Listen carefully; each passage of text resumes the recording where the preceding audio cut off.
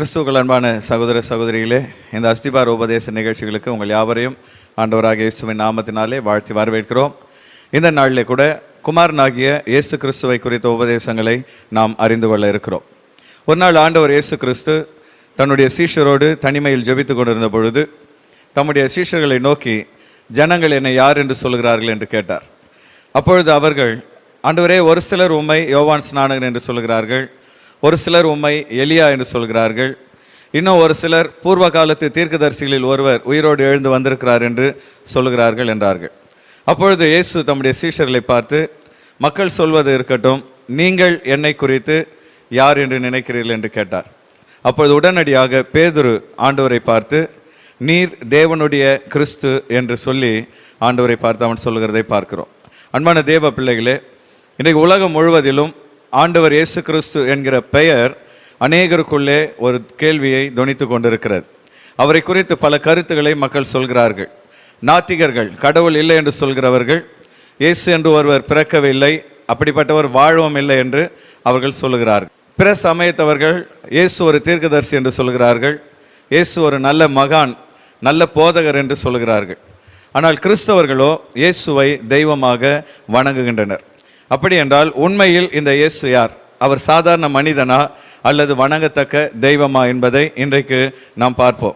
முதலாவதாக, இயேசு மனிதனா அல்லது தெய்வமா என்ற கேள்விக்கு நாம் விடையை காணலாம். இயேசு இந்த பூமியிலே வாழ்ந்த 33 வருடங்கள் முழுமையான தெய்வத்தன்மை உள்ளவராக இருந்தார். அதே வேளையிலே முழுமையான மனித தன்மையும் ஒன்றிணைந்தவராக காணப்பட்டார். எனவே அவர் மனிதனாக பிறந்த தெய்வம், மனித தெய்வம் என்று நாம் சொல்ல முடியும். அவர் 100% தெய்வீக தன்மை உடையவராக இருந்தார். ஆகவேதான் யோவான் 1வது அதிகாரம் 1வது வசனத்தை நாம் பார்க்கும் பொழுது, ஆதியிலே வார்த்தை இருந்தது, அந்த வார்த்தை தேவனிடத்தில் இருந்தது, அந்த வார்த்தை தேவனாயிருந்தது என்று சொல்லப்பட்டிருக்கிறது. அப்படி என்றால் பிதாவாகிய தேவனோடு வார்த்தையாக இருந்த அவர், ஆண்டவர் இயேசு கிறிஸ்து, தேவனாக இருந்தார் என்று தெளிவாக நாம் பார்க்கிறோம். அப்படி என்றால் அவர் உலக தோற்றத்துக்கு முன்பாகவே பிதாவோடு கூட அவர் தேவனாக இருக்கிறார். அதே வேளையிலே அவர் இந்த பூமியிலே மனிதனாக வந்த பொழுது 100% மனித தன்மை உடையவராக இருந்தார். அதே யோவான் 1வது அதிகாரம் 14வது வசனத்தில் சொல்லப்பட்டிருக்கிறது, அந்த வார்த்தை மாம்சமாகி கிருபையினாலும் சத்தியத்தினாலும் நிறைந்தவராய் நமக்குள்ளே வாசம் பண்ணினார். அவருடைய மகிமையை கண்டோம், அது பிதாவுக்கு ஒரே பேரானவருடைய மகிமைக்கு ஏற்ற மகிமையாகவே இருந்தது என்று சொல்லப்பட்டிருக்கிறது. ஆக அன்பான தேவ பிள்ளைகளே, அவர் 100% தெய்வத்தன்மை உடையவராக இருந்தார். அதே வேளையிலே 100% மனித தன்மை உடையவராக இருந்தார். ஆகவே இயேசு மனிதனாக வந்த மனித தெய்வம், இஸ் அ காட் மேன் என்பதை நாம் அறிந்து கொள்ள முடியும். இரண்டாவது கேள்விக்கு நாம் கடன் செல்வோம்.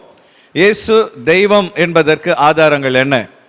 அவர் கடவுள் என்று எதை வைத்து சொல்கிறீர்கள் என்று கேட்பீர்கள் என்றால், வேதத்தின் வசனத்திலிருந்து அநேக ஆதாரங்களை உங்களுக்கு சொல்ல விரும்புகிறேன். முதலாவதாக, இயேசு கிறிஸ்து மூலமாகவே சகலமும் படைக்கப்பட்டது. யோவான் 1வது அதிகாரம் 3வது வசனத்தில் நாம் பார்க்கிறோம், சகலமும் அவர் மூலமாய் உண்டாயிற்று, உண்டானதொன்றும் அவராலே அல்லாமல் உண்டாகவில்லை. பிதாவாகிய தேவன் குமாரனாகிய இயேசு கிறிஸ்துவோடு இணைந்து பரிசுத்த ஆவியானவரோடு இணைந்து சகலத்தையும் சிருஷ்டித்தார்.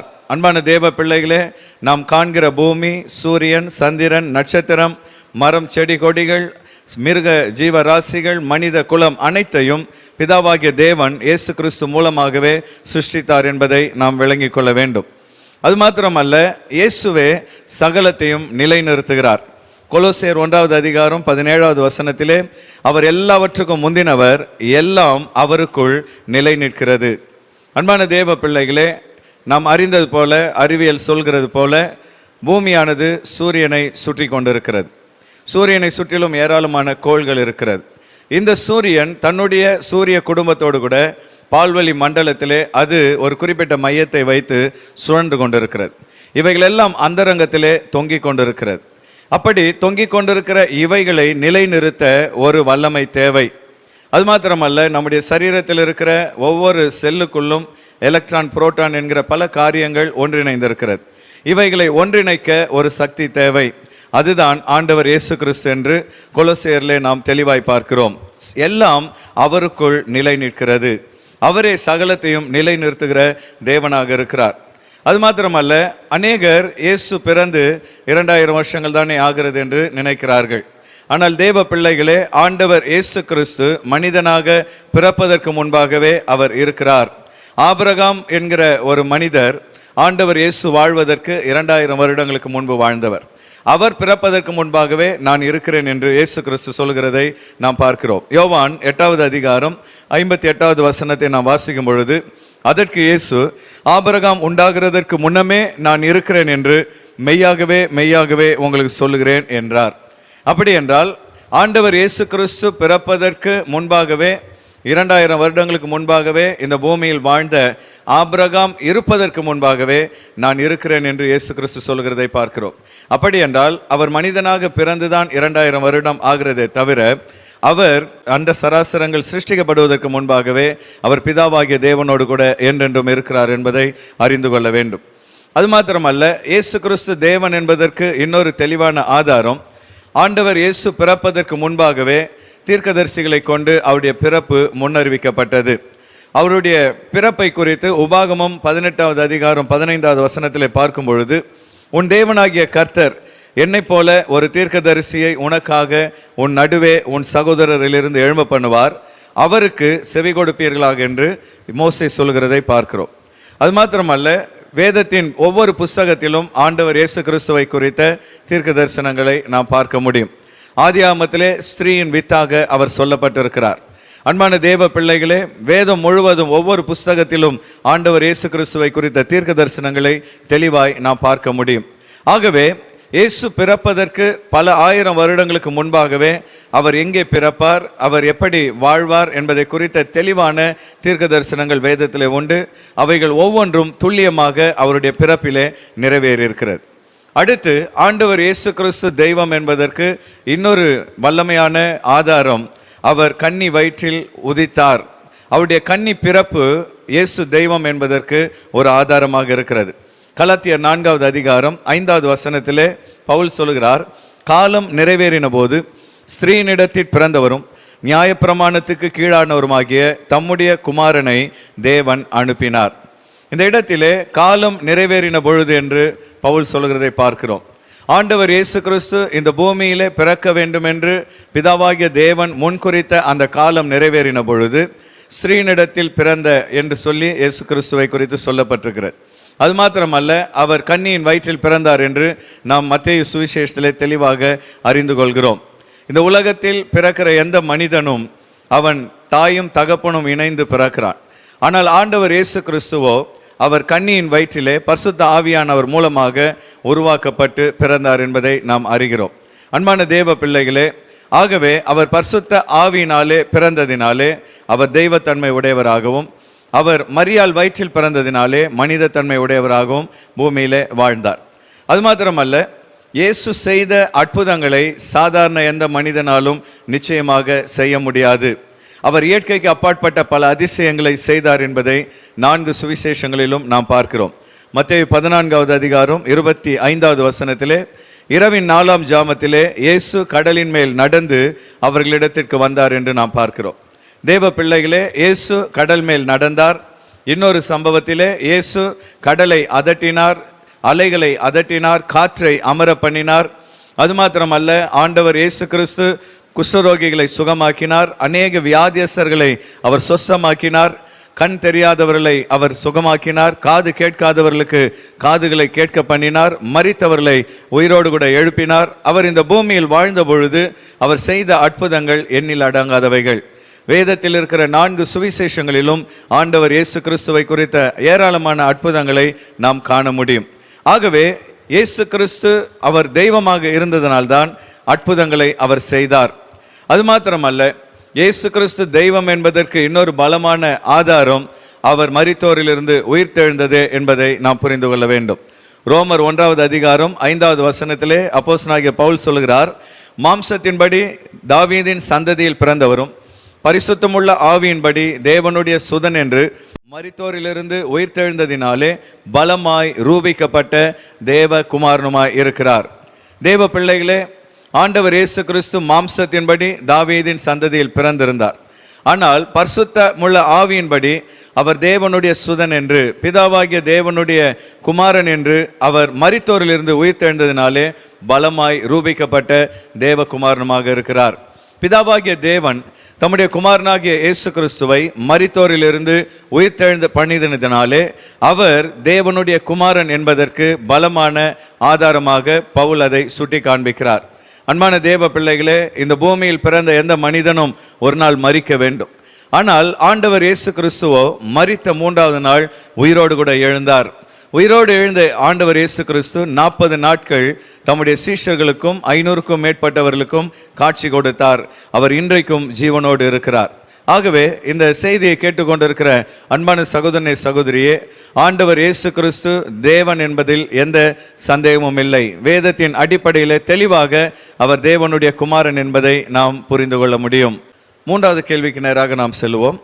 கடவுள் எப்படி மனிதனாக மாற முடியும்? இன்றைக்கு அநேகர் என்ன சொல்கிறார்கள்? இயேசு கிறிஸ்து கடவுளாக இருந்ததினாலே அவர் இந்த பூமியிலே மனிதனாக இருந்த நாட்களில் மனிதனைப் போல காட்சியளித்தாரே தவிர அவர் மனிதனாக இல்லை என்று சொல்கிறார்கள். அது மாத்திரமல்ல, இன்னும் ஒரு சிலர் சொல்கிறார்கள் இயேசு சிலுவையில் மரிக்கவில்லை, அவருக்கு பதிலாக தேவ தூதன் ஒருவன் மரித்தான் என்று சொல்லி இன்னும் ஒரு சிலர் சொல்கிறார்கள். அன்பான தேவ பிள்ளைகளே, இயேசு இந்த பூமியிலே வாழ்ந்த பொழுது 100% தெய்வமாக இருந்தார். அதே வேளையிலே 100% மனித தன்மை உள்ளவராக அவர் வாழ்ந்தார். தேவன் எப்படி மனிதனாக மாற முடியும்? சாவாமையுள்ள ஒரு தெய்வம், ஆவியாக இருக்கிற ஒரு தெய்வம் எப்படி மனிதனாக மாற முடியும் என்று பார்க்கும் பொழுது பிலிப்பியர் 2வது அதிகாரம் 6வது 7வது வசனத்திலே பவுல் அருமையாய் சொல்கிறார், அவர் தேவனுடைய ரூபமாய் இருந்தும் தேவனுக்கு சமமாயிருப்பதை கொள்ளையாடின பொருளாக எண்ணாமல் தம்மை தாமே வெறுமையாக்கி அடிமையின் ரூபம் எடுத்து மனுஷர் சாயலானார். இங்கே வேதம் தெளிவாய் சொல்கிறது, அவர் தேவனுக்கு சமமாய் இருந்தாலும், அவர் தேவனுடைய ரூபமாக இருந்தாலும், அவர் தேவனுக்கு சமமாக இருப்பதை கொள்ளையாடின பொருளாக எண்ணாமல் தம்மை தாமே வெறுமையாக்கினார். God emptied himself. அவர் தம்மை தாமே தெய்வ தன்மையை வெறுமையாக்கி இந்த பூமியில அடிமையின் உருவம் எடுத்து மனித சாயலாக பிறந்தார் என்று பவுல் சொல்கிறதை பார்க்கிறோம். அப்படி என்றால் தேவனாகிய கர்த்தர் இந்த பூமியிலே மனிதனுடைய பாவங்களுக்காக மரிக்கும்படி மனிதனாக வந்தார். மனித சாயலாக அவர் தன்னை மாற்றி அடிமையின் ரூபம் எடுத்து தன்னை வெறுமையாக்கி இந்த பூமிக்கு வந்தார். அது மாத்திரமல்ல, இயேசு கிறிஸ்து திடீரென்று வானத்தில் குதித்து விடவில்லை. அவர் மரியாளுடைய வயிற்றிலே 10 மாதங்கள் நிறை மாதம் அவர் வளர்ந்தார். லூக்கா 2வது அதிகாரம் 6வது வசனத்தை பார்ப்பீர்கள் என்றால், அவ்விடத்தில் அவர்கள் இருக்கையில் அவளுக்கு பிரசவ காலம் நேரிட்டது. அன்பான தேவ பிள்ளைகளே, ஒரு குழந்தை தாயின் வயிற்றிலே 10 மாதம் நிறை மாதம் முடிந்த பின்பு எப்படி தாய்க்கு பிரசவம் உண்டாகிறதோ அதே போல மரியாளுக்கு பிரசவ காலம் நேரிட்டது என்று வேதம் தெளிவாக சொல்கிறது. ஆக ஆண்டவர் இயேசு கிறிஸ்து திடீரென்று வானத்தில் இருந்து இந்த பூமியில் குதிக்கவில்லை. அவர் ஒரு மனித தாயின் வயிற்றிலே 10 மாதங்கள் வளர்ந்து நிறை மாதம் அவர் வளர்ந்த பின்பு அவர் இந்த பூமியிலே பிறந்தார். அது மாத்திரமல்ல, அவர் நம்மை போல மனித சரீரம் உடையவராக இருந்தார். ஒரு ஆவிக்கு சரீரம் இருக்க முடியாது. ஆனால் தேவன் இந்த பூமியில மனிதனாக பிறக்கும் பொழுது நம்மை போல மனித சரீரம் உடையவராக அவர் இருந்தார். எபிரேயர் 2வது அதிகாரம் 14வது வசனத்தை நாம் பார்க்கும் பொழுது, ஆதலால் பிள்ளைகள் மாம்சத்தையும் இரத்தத்தையும் உடையவர்களாக இருக்க அவரும் அவர்களைப் போல மாம்சமும் இரத்தத்தையும் உடையவரானார். மரணத்துக்கு அதிகாரியாகிய பிசாசானவனை தனது மரணத்தினால் அழிக்கும்படி என்று வேதத்தில் சொல்லப்பட்டிருக்கிறது. அன்பான தேவ பிள்ளைகளே, அவர் உண்டாக்கின பிள்ளைகள் எப்படி மாம்சமும் இரத்தமும் உடையவர்களாக இருக்கிறார்களோ அதே போல அவர்களுக்காக இந்த பூமியிலே இரத்தம் சிந்தும்படி வந்த ஆண்டவர் இயேசு கிறிஸ்து அவர்களைப் போல மாம்சமும் இரத்தமும் உடையவர்களாக இருந்தார். அப்படி என்றால் இயேசு கிறிஸ்து நம்மை போல மாம்சமும் இரத்தமும் உடைய தேவனாக இருந்தார். இந்த பூமியிலே நம்மை போல எல்லா வகையிலும் அவர் சோதிக்கப்பட்டார். இந்த பூமியில் நாம் கடந்து செல்கிற எல்லா பாடுகள் கஷ்டங்களை இயேசு கிறிஸ்துவும் கடந்து சென்றார். கடவுள் மனிதனாக பிறந்தால்தான் என்னுடைய கஷ்டங்களை அவர் புரிந்து கொள்ள முடியும் என்று அநேகர் நினைக்கிறீர்கள். அன்பான தேவ பிள்ளைகளே, கடவுள் மனிதனாக பிறந்தார். நம்மை போல மாம்சமும் இரத்தமும் உடையவராக இந்த பூமியிலே அவர் வாழ்ந்தார் என்று வேதம் தெளிவாக சொல்கிறது. அது மாத்திரமல்ல, ஒரு மனிதனுக்கு இருக்கிற இயற்கையான சகல உணர்வுகளும் ஆண்டவர் இயேசுவுக்கு இருந்தது. அவர் நம்மை போல உணவு உண்டார், அவர் நம்மை போல உறங்கினார். ஒரு சாதாரண மனிதனுடைய சகல இயற்கை நிகழ்ச்சிகளும் அவருடைய வாழ்க்கையில் நடந்தது. லூக்கா 7வது அதிகாரம் 34வது வசனத்திலே பார்க்கும் பொழுது, மனுஷகுமாரன் போஜனபானம் பண்ணுகிறவராய் வந்தார் என்று வேதத்திலே இயேசு கிறிஸ்து சொல்கிறதை பார்க்கிறோம். அப்படி என்றால் இயேசு நம்மை போல சாப்பிட்டார், அவர் நம்மை போல தண்ணீர் அருந்தினார். இயேசு கிறிஸ்து நம்மை போலவே இந்த பூமியிலே மனிதனாக அவர் 100% வாழ்ந்தார் என்பதை புரிந்து கொள்ள வேண்டும். அது மாத்திரமல்ல, மனிதனுக்கு வருகிற இயற்கையான உறக்கம் இயேசுவுக்கும் வந்தது. அங்கே மார்க் 4வது அதிகாரம் 38வது வசனத்திலே, கப்பலின் பின்னணியத்தில் அவர் தலையணையை வைத்து நித்திரையாயிருந்தார் என்று சொல்லி வேதத்திலே பார்க்கிறோம். அன்பான தேவ பிள்ளைகளே, பழைய ஏற்பாட்டிலே நாம் பார்க்கிறோம், கர்த்தர் உறங்குவதும் இல்லை, தூங்குவதும் இல்லை. தேவன் எப்பொழுதும் இரவும் பகலும் விழித்திருந்து தம்முடைய பிள்ளைகளை பாதுகாக்கிறார். ஆனால் அதே தேவன் இந்த பூமியில மனிதனாக வந்த பொழுது அவர் நம்மை போல மனிதனாக வாழ்ந்து நித்திரை செய்கிறவராக இருந்தார். அப்பர் கப்பலின் பின்னணியத்திலே தலையணை வைத்து நித்திரையாக இருந்தார் என்று வேதத்திலே தெளிவாக சொல்லப்பட்டிருக்கிறது. அது மாத்திரமல்ல, இயேசு நம்மை போல எல்லா வகையிலும் சோதிக்கப்பட்டு பாடுபட்டார். எபிரேயர் 2வது அதிகாரம் 18வது வசனத்திலே, ஆதலால் அவர்தாமே சோதிக்கப்பட்டு பாடுபட்டதினாலே அவர் சோதிக்கப்படுகிறவர்களுக்கு உதவி செய்ய வல்லவராக இருக்கிறார். அன்பான தேவ பிள்ளைகளே, பல வேளைகளிலே நாம் கலங்குகிறோம். நான் படுகிற பாடுகள் யாருக்கு தெரியும்? நான் கடந்து செல்கிற வேதனைகள் யாருக்கு புரியும்?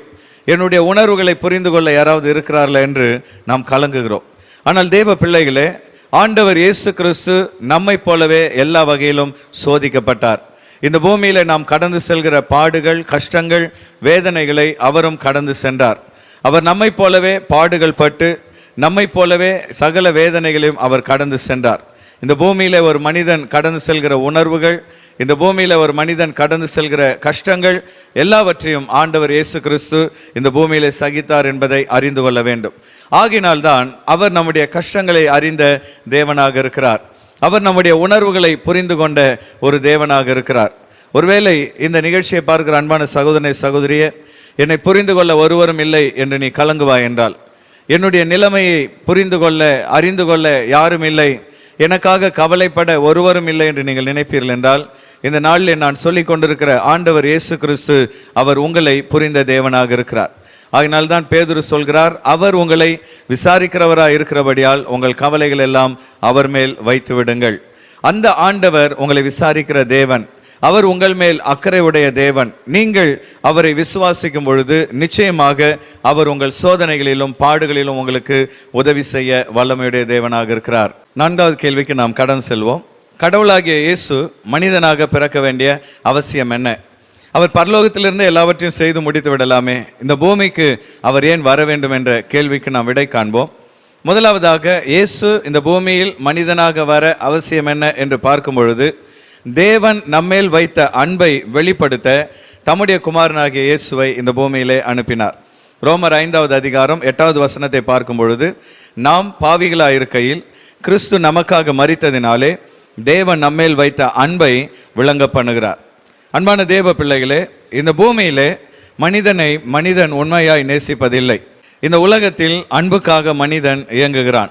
தாயின் அன்புக்காக பிள்ளைகளும், பிள்ளைகளின் அன்புக்காக பெற்றோர்களும், கணவனுடைய அன்புக்காக மனைவியும், மனைவியின் அன்புக்காக கணவனும் இயங்குகிறார்கள். ஆனால் தேவ பிள்ளைகளே, இந்த பூமியில் மனிதனை உண்மையாய் நேசிக்கிறவர் உண்டென்றால் அது தேவனாகிய கர்த்தர். அவர் மனிதனை நேசித்ததினால் அவன் பாவியாக இருந்தாலும் கிறிஸ்து அவனுக்காக மரிக்க வேண்டும் என்பதற்காக அவர் தம்முடைய ஒரே பேரான குமாரனை இந்த பூமியில் மனிதனாக அனுப்பி நம்மேல் வைத்த அன்பை அவர் விளங்க பண்ணுகிறார். அது மாத்திரமல்ல, நம்மை பாவத்திலிருந்து மீட்டு ரட்சிக்க இயேசு கிறிஸ்து இந்த பூமிக்கு வந்தார். 1 தீமோத்தேயு 1வது அதிகாரம் 15வது வசனத்திலே பவுல் சொல்கிறார், பாவிகளை ரட்சிக்க கிறிஸ்து இயேசு உலகத்தில் வந்தார் என்கிற வார்த்தை உண்மையும் எல்லா அங்கீகரிப்புக்கும் பாத்திரமுமானது, அவர்களில் பிரதான பாவி நான் என்று பவுல் சொல்கிறார். அன்பான தேவ பிள்ளைகளே, பாவிகளை ரட்சிக்க இயேசு கிறிஸ்து உலகத்தில் வந்தார். இந்த செய்தியை கேட்டுக்கொண்டிருக்கிற நீங்கள் நினைக்கலாம், நான் பாவியா? பாவம் செய்கிறவன் தான் பாவி, நான் யாருக்கும் எந்த தீமையும் செய்யவில்லை, நான் பாவி இல்லை என்று நாம் நினைக்கலாம். ஆனால் தேவ பிள்ளைகளே, செய்யக்கூடாததை செய்வதுதான் பாவம் என்று நாம் நினைக்கிறோம். ஆனால் செய்ய வேண்டியதை செய்ய தவறும் பொழுதும் அது பாவம் என்பதை நாம் புரிந்து கொள்ள வேண்டும். இந்த உலகத்திலே ஒரு பிள்ளை தன் பெற்றோருக்கு செய்ய வேண்டிய கடமையை செய்ய தவறும் பொழுது, ஒரு தகப்பன் தன் பிள்ளைகளுக்கு செய்ய வேண்டிய கடமையை செய்ய தவறும் பொழுது அதுவும் தேவனுடைய பார்வையில் பாவமாக இருக்கிறது. உதாரணத்துக்கு, நீங்கள் வழியிலே போய்கொண்டிருக்கும் பொழுது ஒரு வயதான மனிதர் மயக்கமடைந்து விழுகிறார் என்றால், அவருக்கு நீங்கள் உதவி செய்யாமல் செல்லும் பொழுது நீங்கள் அந்த இடத்திலே ஒரு பாவத்தை செய்கிறீர்கள். அநேக நேரத்திலே நாம் செய்வதுதான் பாவம் என்று நினைக்கிறோம்.